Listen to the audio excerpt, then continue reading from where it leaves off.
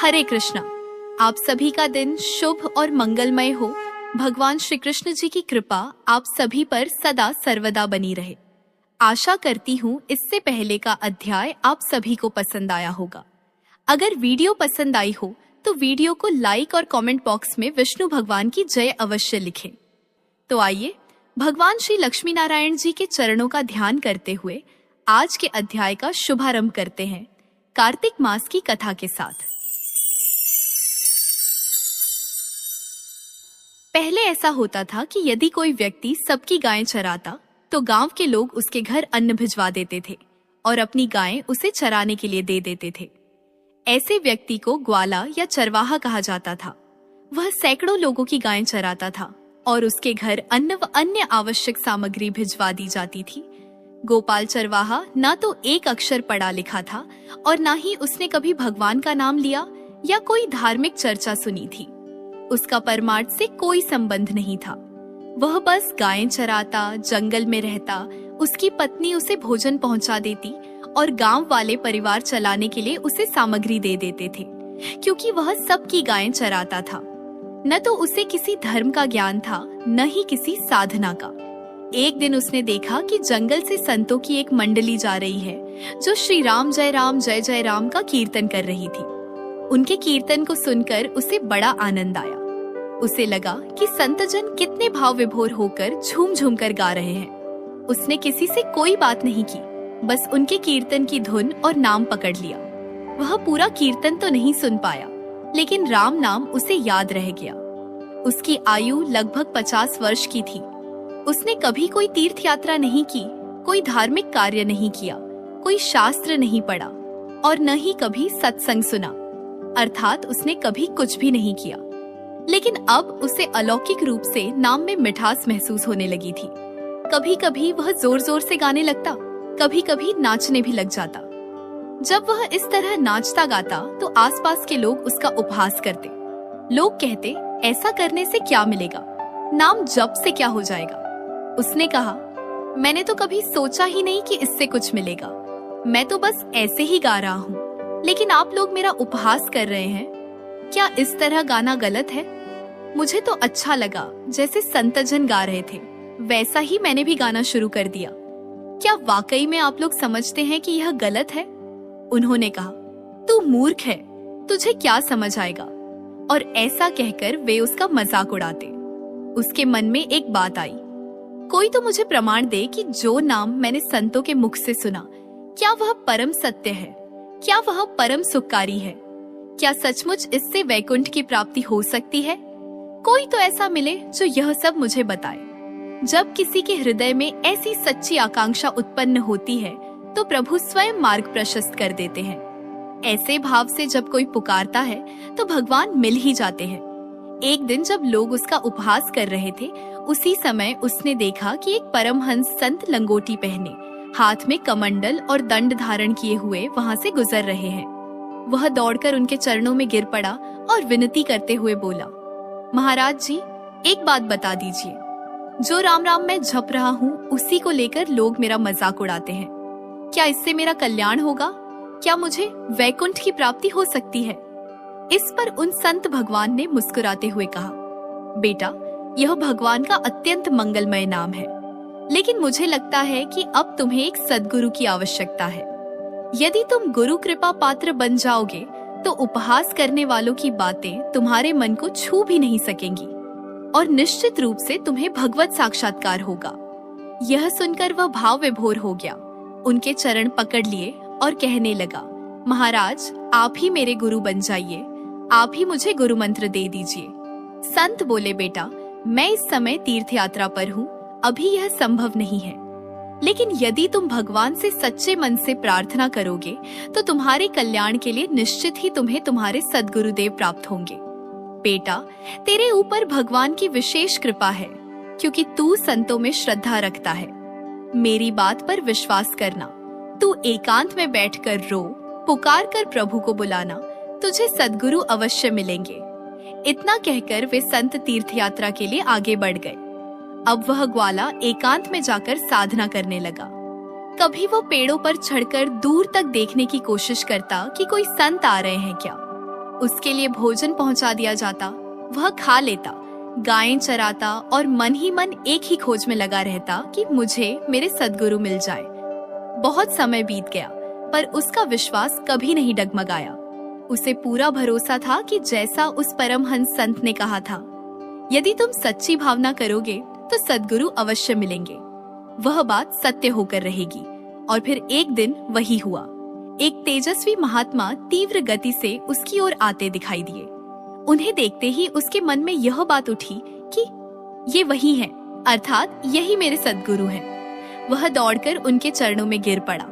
जैसे ही उसने उनके चरणों का स्पर्श किया, एक बिजली सी उसके शरीर में दौड़ गई और उसी क्षण उस ग्वाले के हृदय में यह दृढ़ भाव जागा कि अब बात बन गई, गुरु मिल गए। उसकी आंखों से अश्रुधारा बहने लगी। उसे सहज ही अनुभव हो गया कि वही संतों की भविष्यवाणी के अनुसार प्रकट हुए सद्गुरु हैं। उसने उन संत से विनम्रता से कहा, प्रभु कृपा करके मुझे वह गुरु मंत्र दे दीजिए जो मुझे इस भवसागर से पार करा दे। संत ने उत्तर दिया, बेटा ऐसे ही कोई दीक्षा नहीं दी जाती। पहले जाकर स्नान कराओ, फिर हम एकांत स्थान में बैठेंगे और तुम्हें उपदेश देंगे। वह बोला, महाराज मैं एक जंगली आदमी हूँ, गायें चराता हूँ। हमारा किसी घर बार से न कोई लेना देना है, न किसी संसारिक व्यवहार से। भोजन तो ऐसे ही आ जाता है। संत बोले, अच्छा तो पहले स्नान करके आओ।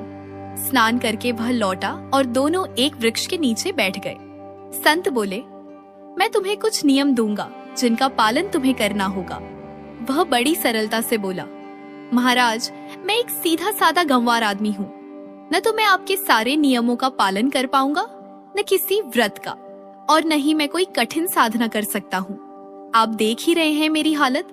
50 साल का हूँ, बिल्कुल अनपढ़ हूँ, कोई धर्म कर्म नहीं जानता, बस गाय चराता हूँ। मुझसे बहुत सारे नियमों का पालन नहीं हो सकेगा, लेकिन कृपा करके कोई एक नियम दे दीजिए और मैं वचन देता हूँ कि चाहे प्राण चले जाए, पर उस एक नियम का पालन मैं जरूर करूंगा। गोपाल की सरलता और दृढ़ निष्ठा को देखकर वे संत भगवान अत्यंत प्रसन्न हुए। उन्होंने स्नेहपूर्वक कहा, तुझे एक नियम देता हूँ। हमारे आराध्य श्री कृष्ण हैं और आज से तेरे भी आराध्य गोविंद होंगे। तेरे लिए यही नियम है कि जब तक तुम गोविंद को भोग न लगा लो तब तक कुछ भी मत खाना। चाहे सूखी रोटी मिले, दूध मिले, छाछ मिले, जो कुछ भी मिले, पहले गोविंद को अर्पित करना, फिर भोजन करना। गोपाल ने तुरंत हाथ जोड़कर कहा, गुरुदेव मेरे प्राण भले ही चले जाएं, लेकिन आज के बाद बिना गोविंद को भोग लगाए मेरी जिह्वा पर कुछ भी नहीं जाएगा। वह तो सीधा सच्चा हृदय वाला था। अब तो गोपाल आनंद से झूम उठा। उसे गुरुदेव मिल गए, गुरु मंत्र मिल गया और इष्ट देव ठाकुर जी भी मिल गए। इसके बाद गोपाल के घर से भोजन आया। भोजन में केवल चटनी और रोटी थी। वह एकांत में एक वृक्ष के नीचे बैठ गया और प्रेम पूर्वक बोला, ठाकुर जी आओ, भोग पाओ। अब गोपाल चरवाहा मन ही मन विचार करने लगा कि ठाकुर जी तो आ ही नहीं रहे हैं। गुरुदेव ने कहा है कि बिना भोग लगाए कुछ खाना नहीं है। वह पूरे दिन भगवान की प्रतीक्षा करता रहा। वह मन ही मन सोचता रहा कि गुरुजी ने तो कहा था कि भगवान घट घट में विराजमान है, तो वे कहीं से भी प्रकट हो सकते हैं। वह भीतर ही भीतर नाम जप करता रहा, बार बार कहता रहा, आओ भगवान ये भोग पाओ। लेकिन प्रभु प्रकट नहीं हुए। दोपहर से रात्रि हो गई। जब देखा कि प्रभु नहीं आए तो उसने वह भोजन उठा लिया और गाय को खिला दिया। स्वयं भूखा ही रह गया। दूसरे दिन फिर उसके घर से भोजन आया। उसने पेड़ से एक पत्ता तोड़ा, उसे जल से शुद्ध किया और उस पत्ते पर भोजन सजाया। फिर वह भाव भरे स्वर में भगवान को पुकारने लगा, ठाकुर जी भोग पाओ। गुरुदेव ने आज्ञा दी है कि बिना आपको भोग लगाए मैं कुछ भी ग्रहण नहीं कर सकता। लेकिन आज भी भगवान प्रकट नहीं हुए। शाम हो गई। उसने फिर वह भोजन उठाया और अपनी गायों को खिला दिया। स्वयं फिर से उपवास कर लिया। गोपाल चरवाहे की आयु 50 वर्ष थी। वह दिन रात गायों के पीछे दौड़ता था और भूखा भी था। धीरे धीरे उसके शरीर में सामर्थ्य कम होने लगी। बहुत दिन बीत गए। तीसरा दिन, चौथा दिन, 5वां दिन, 6ठा दिन, 7वां दिन। वह बस यही सोचता रहा, हे प्रभु चाहे प्राण निकल जाए, हम गुरु की आज्ञा नहीं तोड़ सकते। अगर आप नहीं आएंगे तो मैं भूखा मर जाऊंगा। लेकिन गुरु की आज्ञा की अवहेलना नहीं करूंगा। उसका शरीर दुर्बल होता चला जा रहा था, लेकिन गोपाल चरवाहे की निष्ठा में कोई कमी नहीं आई। वह केवल एक साधारण चरवाहा था, उसकी कोई पूर्व साधना नहीं थी, लेकिन गौ सेवा के पुण्य और नाम जप की कृपा से उसे संतों में विशेष स्नेह हुआ और गुरु कृपा से उसमें भगवान के दर्शन की इच्छा जागृत हुई। उनके शरीर की हड्डियां दिखने लगीं। एक दिन उनकी पत्नी ने पूछा, भोजन तो मैं रोज लाती हूँ, आप रोज मुझसे भोजन लेते भी हैं, क्या आप भोजन नहीं खा रहे? उन्होंने उत्तर दिया, यह आपकी चिंता का विषय नहीं है। यहाँ से हमें यह शिक्षा मिलती है कि हमें अपने गुरु द्वारा दिए गए साधनों को किसी से साझा नहीं करना चाहिए। वह केवल अंदर ही अंदर यह सोच रहे थे कि गुरुदेव ने कहा था कि भगवान आएंगे और जब तक वे नहीं खाएंगे तब तक मुझे भी कुछ नहीं खाना। हालांकि उनके गुरु का उद्देश्य कुछ और था। गुरुदेव का कहना था कि आप भगवान को भोग लगाकर खाइए और भजन कीजिए तो गुरु मंत्र के प्रभाव से आपके मानस पटल पर भगवान के दर्शन होंगे। लेकिन गोपाल सीधा साधा आदमी था, इसलिए उसने यह समझा कि जब तक भगवान खुद नहीं खाएंगे तब तक मुझे भी कुछ नहीं खाना चाहिए। 18 दिन बीत गए, गोपाल ने कुछ नहीं खाया पिया। ठाकुर जी भी अपने भक्तों को निहारते रहते हैं। 19वें दिन उनकी पत्नी भोजन लेकर आई और पूछा, क्या आपको कोई रोग हो रहा है? आप भोजन क्यों नहीं खा रहे? क्या मैं रुक जाऊं आपकी सेवा के लिए या आप घर चलिए? गोपाल ने कोई उत्तर नहीं दिया। उन्होंने अपनी पत्नी से कहा, आप घर जाइए, मैं ठीक हूँ। फिर उसने पेड़ से एक पत्ता लिया, उस पर जल छिड़का और भगवान से कहा, भगवान आओ, भोग पाओ। शाम हो गई और फिर वह भोजन गाय को दे दिया। वह विचार करने लगा कि अब तो मुझे मरना ही है। मेरे जैसे अधम के पास भगवान तो नहीं आएंगे, वे तो भगवान हैं, लेकिन मैं अपने गुरु के वचन नहीं तोड़ सकता। मर जाऊं चलेगा, लेकिन गुरुदेव के वचन का पालन जरूर करूंगा। 27 दिन बीत गए, उसने कुछ भी नहीं खाया। न चलने की शक्ति थी, न पत्ता लाने की, न जल छिड़कने की। जिस पात्र में उसकी पत्नी ने भोजन लाया था, वह लेटे लेटे ही उसे खोला और कहा, प्रभु, मुझे पता है कि आप इस शरीर से नहीं मिलेंगे। आप जान ले, मैं अपने गुरु की आज्ञा का उल्लंघन नहीं करूंगा। उनकी दशा देखकर पत्नी ने कहा, अब तो आप कहेंगे भी तो भी मैं वापस नहीं जाऊंगी। आपकी स्थिति मुझसे देखी नहीं जा रही। गोपाल ने इशारे से कहा, बस आज तुम चली जाओ, आज भर के लिए जाओ, फिर कल से जैसी तुम्हारी इच्छा। उसने महसूस किया कि आज शायद प्राण निकल जाएंगे। आज तुम जाओ, फिर कल से जैसा तुम्हारा मन हो। गोपाल के आंसू लगातार बह रहे थे। वह लेटे लेटे रो रहा था। धीरे से उसने भोजन का पात्र खोला, भोग को प्रभु को अर्पित करते हुए भीतर ही भीतर कहा, प्रभु, अब या तो स्वयं आकर इस भोग को ग्रहण कर लो या मुझे अपने धाम बुला लो। वहां मुझे अपने हाथों से खिला देना। यह मेरा अंतिम भोग है। तभी उसे एक स्वर सुनाई दिया, गोपाल। उसने चौंक कर आंखें खोली और जैसे ही दृष्टि उठी, वही पीतांबर, वही मोर मुकुट, वही मुरली, वही करधनी, वही नूपुरों की झंकार, वही ललित त्रिभंगी रूप जैसा गुरुदेव ने बताया था, वैसा ही अनुपम सौंदर्य लेकर प्रभु श्री कृष्ण गोपाल के समक्ष खड़े थे। न कोई गाय उन्हें देख पा रही थी, न कोई और चरवाहा। केवल गोपाल ही प्रभु के उस दिव्य रूप को देख पा रहा था, क्योंकि भगवान जब किसी से मिलते हैं तो पहले उसे दिव्य दृष्टि प्रदान करते हैं। उसने सामने देखा, श्री कृष्ण खड़े हैं, वही ललित त्रिभंगी रूप, वही अनुपम सौंदर्य, वह दिव्य आभा जिसका कोई वर्णन संभव नहीं। तेज इतना कि गोपाल की आंखें टिक न सकी। वो आंखें बंद कर गया और तब देखा, मानस पटल पर भी वही भगवान विराजमान है। फिर आंखें खोली तो वही प्रभु सामने साक्षात खड़े थे। गोपाल चरवाहे की प्रभु से विनती गोपाल ने कांपते हुए संकेत किया, प्रभु, मुझसे नहीं होगा, मैं तो लाचार हूँ, आप ही कृपा करके निकट आ जाइए। प्रभु ने वह इशारा पढ़ लिया और उसी क्षण स्वयं गोपाल के समीप आ गए। गोपाल ने अपने अश्रुपूरित नेत्रों से प्रभु को देखा और फिर झुककर अपने मस्तक को प्रभु के चरणों में रख दिया। आंखों से बहते अश्रु अब प्रभु के चरण धो रहे थे। प्रभु ने उसे उठाया और अपने हृदय से लगा लिया। उसी क्षण गोपाल का कृशकाय शरीर पुष्ट हो गया। उसके अंदर बाहर का सारा दुख, संताप और क्लेश समाप्त हो गया। भगवान बोले, प्यारे गोपाल, अब तू रो मत। देख, मैं तेरे प्रेम में पकी हुई जो सूखी रोटियां हैं अभी पाता हूँ। भगवान बैठ गए और उसके घर की जो रोटी थी उसे पाने लगे।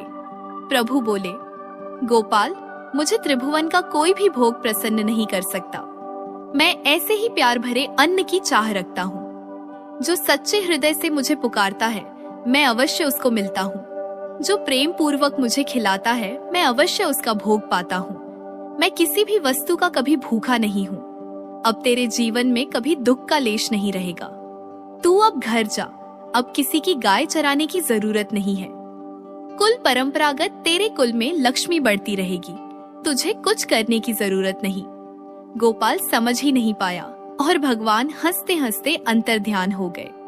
अभी गोपाल मन भर के प्रभु को देख भी नहीं पाया था और कुछ कह भी नहीं पाया था और भगवान अंतर्ध्यान हो गए। अब तो वह चिल्ला चिल्ला कर रोने लगा और विवश होकर आंख बंद की तो देखा कि भगवान उसके मानस पटल पर छाए हुए थे। वह राजी हो गया कि अब तो मेरे प्रभु ऐसी जगह विराजमान हो गए हैं जहाँ कोई देख भी नहीं पाएगा और हम रोज उनसे बात करेंगे और रोज उनका दर्शन करेंगे। गोपाल चरवाहे के जीवन से हमारे लिए सीख। गोपाल एक गांव का गाय चराने वाला था। उसे न तो किसी धर्म कर्म का ज्ञान था, न भक्ति का और न ही शास्त्रों का। फिर भी भगवान उससे मिलने आए और उसे हृदय से लगा लिया। भगवान को दैन्यता बहुत प्रिय है। जो सद्गुरुदेव की आज्ञा का पालन करते हैं, उनमें दैन्यता निश्चित रूप से आ जाती है और अहंकार गलित हो जाता है। भाई जी, हनुमान प्रसाद पोद्दार जी कहते हैं कि प्रभु, मुझे बुद्धिहीन बना दो। यह जो बहुत अधिक बुद्धि चलती है ना, इसकी कोई आवश्यकता नहीं। प्रभु हमारे हैं और हम प्रभु के हैं। नाम जप करे, प्रभु का आश्रय ले और भगवत प्राप्ति निश्चित है। भगवान ने गोपाल से कहा कि मुझे त्रिभुवन का कोई भी भोग प्रसन्न नहीं कर सकता।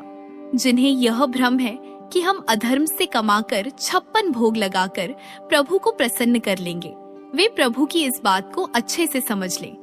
कभी एकांत में प्रेम से रोकर उन्हें खिलाकर देखो।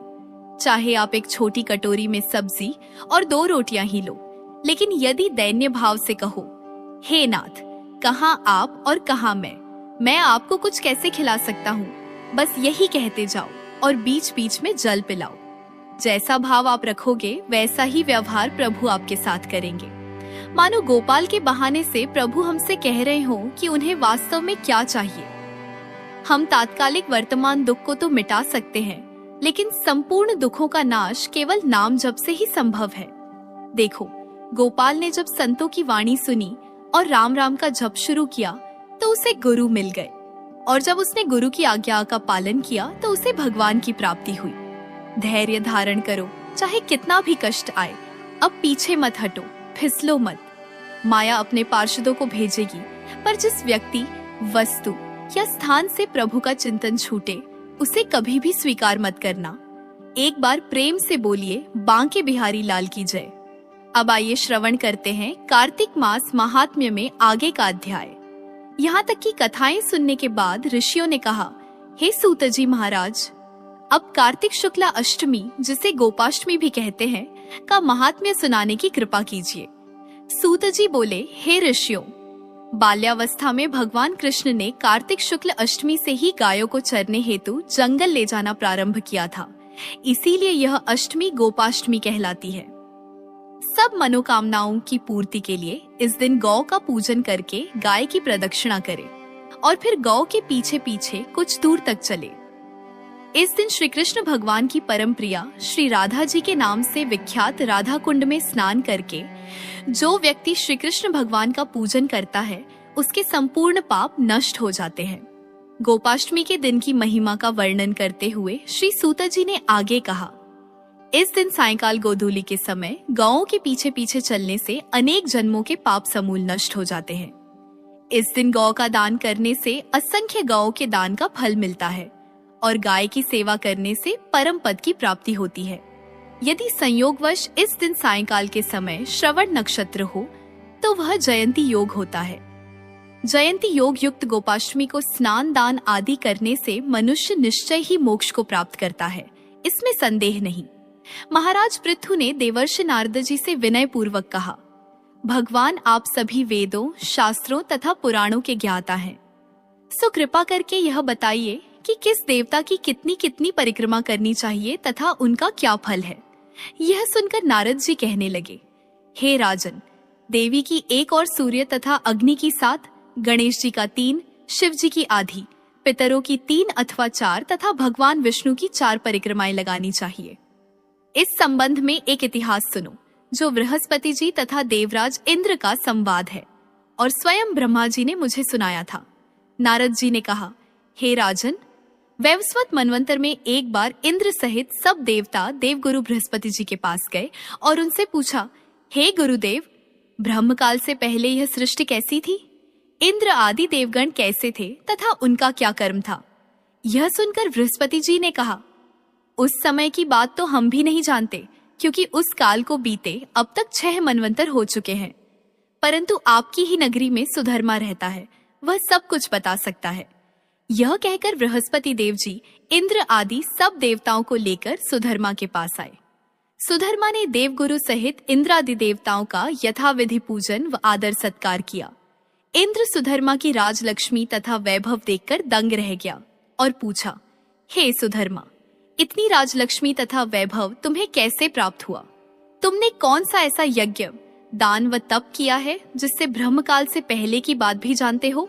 यह जानने की हमारी अभिलाषा है। सुधर्मा ने उत्तर दिया, हे इंद्र, जब 4 युगों की 1000 चौकड़ियां बीत जाती हैं, तब ब्रह्मा का 1 दिन होता है। उस 1 दिन में 14 मनु और इंद्र होते हैं। जब हम विष्णु लोक में थे, तब वहां पर रहते हमारे सामने इतने ब्रह्मा हो चुके हैं कि हम हैं उनकी गणना भी नहीं कर सकते। उसके बाद हम यहाँ स्वर्ग में आए। हमने जो एकमात्र अच्छा कर्म करके इतनी लंबी आयु पाई है, उसका विवरण सुनो। पहले जन्म में मैं मांसभक्षी गिद्ध था। एक समय कार्तिक शुक्ला नवमी को भगवान श्री हरि विष्णु के मंदिर पर बैठा हुआ था कि एक शिकारी ने आकर बाण मारा, जिससे घायल होकर मैं विष्णु मंदिर में आ गिरा। उसी समय मांस के लोभी एक कुत्ते ने आकर मुझको पकड़ लिया। उसे देखकर अन्य कुत्ते भी वहां आ गए। वह कुत्ता उनसे डरकर मंदिर के चारों ओर चक्कर लगाने लगा। अन्य कुत्ते भी उसके पीछे पीछे भागते रहे। इस प्रकार सबने मंदिर की प्रदक्षिणा कर ली। इस बीच मेरी मृत्यु हो गई। मंदिर की प्रदक्षिणा से भगवान अत्यंत प्रसन्न हुए और मुझको अपना परम पद दे दिया। यह बात सुनकर इंद्र तथा अन्य सभी देवता ने अत्यंत प्रसन्न है और उन्होंने भी भगवान का पूजन करके प्रदक्षिणा की। इसके पश्चात नारद जी ने इस नवमी तथा भगवान की परिक्रमा का महत्व बताते हुए आगे कहा, हे राजन, कार्तिक शुक्ला नवमी सत्ययुग की आदि तिथि है।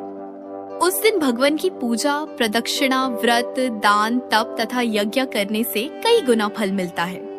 यदि कार्तिक शुक्ला नवमी को मथुरा में जाकर भगवान का पूजन व प्रदक्षिणा की जाए तो उससे अनंत फल की प्राप्ति होती है। प्रदक्षिणा करने में जितने पग उठते हैं, उसके उतने ही कुल वैकुंठ में वास करते हैं। यदि मथुरा नगरी बहुत दूर हो तो अन्य किसी धार्मिक स्थान पर प्रदक्षिणा करें। यदि यह भी संभव न हो तो ब्राह्मण विष्णु की प्रतिमा, गौ, तुलसी अथवा शालिग्राम की प्रदक्षिणा कर लेवे। समुद्र सहित संपूर्ण पृथ्वी की परिक्रमा करने से जो फल प्राप्त होता है, वही अनंत पुण्य फल तुलसी जी अथवा शालिग्राम जी की प्रदक्षिणा करने से प्राप्त हो जाता है। कार्तिक के शुक्ल पक्ष की नवमी को गौ, ब्राह्मण, देव मंदिर, तुलसी वन, साधु, वैरागी, जीवन मुक्त परमहंस, गृहस्थ, वेद, उपवेद तथा पुराण, ये सब ग्राम में ही वास करते हैं। अतः अपने ग्राम की प्रदक्षिणा करने मात्र से सभी की प्रदक्षिणा हो जाती है।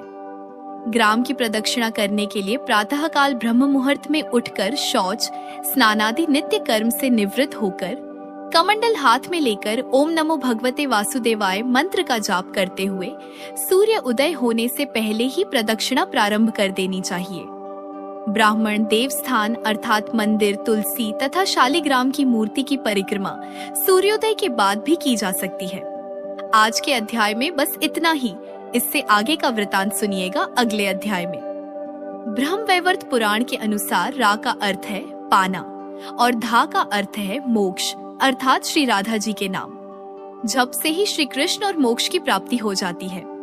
पूर्व काल में श्री राधा ने सतशृंग पर्वत पर 1000 दिव्य युग तक निराहार रहकर तपस्या की। इससे वे अत्यंत दुर्बल हो गईं। भगवान श्री कृष्ण जी ने देखा कि श्री राधा चंद्रमा की एक कला के समान अत्यंत कृश हो गई है। तब भगवान श्री कृष्ण करुणा से द्रवित होकर श्री राधा को छाती से लगाकर फूट फूट कर रोने लगे। भगवान श्री कृष्ण ने श्री राधा को वर देते हुए कहा, राधे, तुम्हारा स्थान मेरे वक्ष स्थल पर है, तुम यहीं रहो। मुझसे तुम्हारी अविचल प्रेम भक्ति हो। सौभाग्यमान प्रेम गौरव की दृष्टि से तुम मेरे लिए सबसे श्रेष्ठ और सर्वाधिक प्रियतमा बनी रहो। संसार की समस्त युवतियों में तुम्हारा सबसे ऊंचा स्थान है। मैं सदा तुम्हारे गुण गाऊंगा, पूजा करूंगा। तुम सदा मुझे अपने अधीन समझो। मैं तुम्हारी प्रत्येक आज्ञा का पालन करने के लिए बाध्य रहूंगा। जैसे आभूषण शरीर की शोभा है, उसी प्रकार तुम मेरी शोभा हो। भगवान श्री कृष्ण जी कहते हैं, श्री राधा मेरी परम आत्मा है, मेरा जीवन है। श्री राधा से ही प्रेम प्राप्त करके मैं उस प्रेम को अपने भक्तों में बांटता हूँ। भगवान श्री कृष्ण जी की सेवा से ही श्री राधा जी ने सबसे अधिक मनोहर रूप, सौभाग्य, मान, गौरव तथा श्री कृष्ण के हृदय स्थल में स्थान पाया है। वृंदावन की लीला में लौकिक दृष्टि से तो श्री कृष्ण जी ने 11 वर्ष की अवस्था में ही ब्रज का परित्याग करके मथुरा आ गए थे। इतनी छोटी अवस्था में स्त्रियों के साथ प्रणय की बात कल्पना में ही नहीं आती। और अलौकिक जगत में श्री राधा कृष्ण दोनों सर्वथा एक ही हैं। फिर भी भगवान ने ब्रह्मा जी को श्री राधा के दिव्य विग्रह का दर्शन कराने का वरदान दिया था।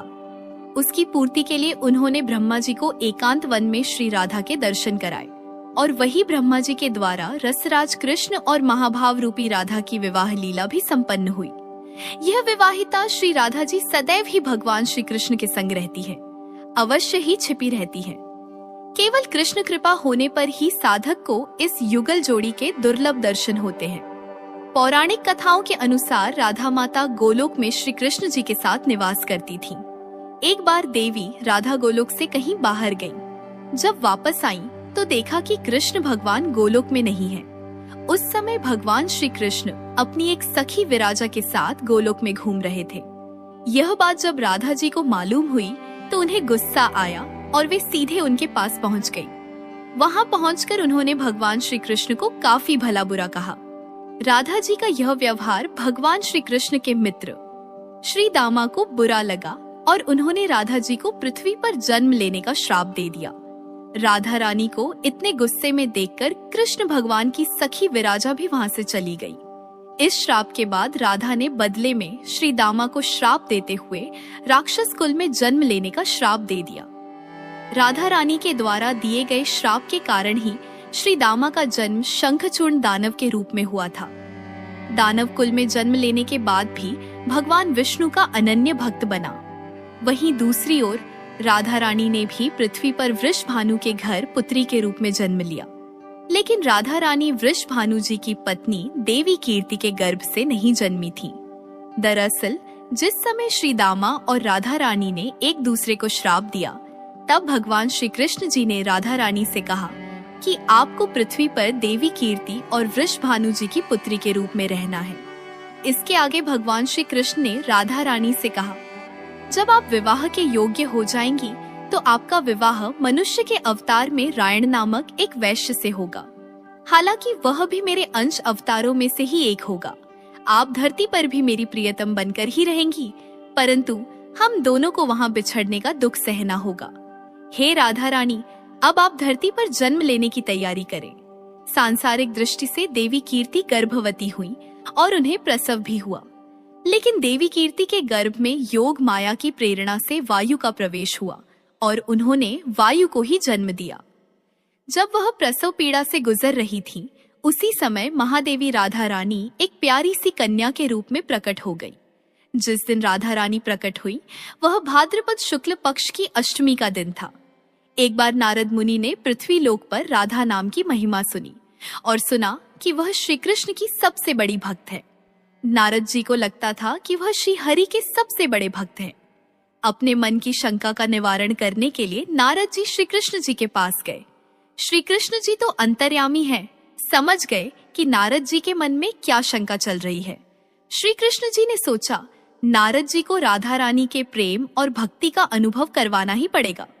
जब नारद जी श्री कृष्ण जी के पास आए तो श्री कृष्ण अपना सिर पकड़कर बैठे थे। नारद जी ने श्री कृष्ण जी से पूछा, प्रभु आपको क्या हुआ है? तब श्री कृष्ण जी कहने लगे, नारद जी मेरे सिर में बहुत दर्द है। नारद जी ने पूछा, प्रभु आपके इस दर्द का निवारण कैसे होगा? तब श्री कृष्ण जी ने कहा, अगर कोई मेरा सच्चा भक्त अपने चरणों को धोकर उसका चरणामृत मुझे पिलाए तो मेरे सिर का दर्द ठीक हो जाएगा। नारद जी सोचने लगे कि मैं श्री हरि का सच्चा भक्त हूँ, लेकिन श्री कृष्ण को अपने चरणों का चरणामृत पिलाने से मुझे नरक तुल्य पाप लगेगा, इसलिए ऐसा पाप मैं अपने सिर पर नहीं ले सकता। नारद जी ने रुक्मणी जी से और बाकी रानियों से इस समस्या को सुनाया, लेकिन कोई भी इस पाप को अपने सर पर लेने को तैयार ना हुआ। नारद जी को राधा रानी की याद आई कि वह भी तो श्री कृष्ण जी की सच्ची भक्त है। नारद जी ने जाकर सारा प्रसंग राधा रानी को सुनाया। राधा रानी ने उसी समय एक बर्तन में जल लेकर अपने चरणों को धोकर वह जल नारद जी को दिया और कहा, जल्दी से जाकर इसे श्री कृष्ण जी को दे दो। राधा रानी नारद जी से कहने लगी, मैं जानती हूँ कि इस बात के लिए मुझे नरक तुल्य पाप लगेगा। राधा रानी आगे नारद जी से कहती है, श्री कृष्ण के दर्द के निवारण के लिए मैं कोई भी पाप अपने सिर पर लेने को तैयार हूँ। नारद जी श्री कृष्ण जी के पास गए तो श्री कृष्ण मंद मंद मुस्कुरा रहे थे। अब तक नारद जी समझ गए कि राधा रानी श्री कृष्ण से निश्चल प्रेम करती हैं और उनकी सबसे बड़ी भक्त है, तथा श्री कृष्ण ने यह सारी लीला मुझे यह एहसास कराने के लिए रची है। बोलिए श्री राधा कृष्ण भगवान की जय।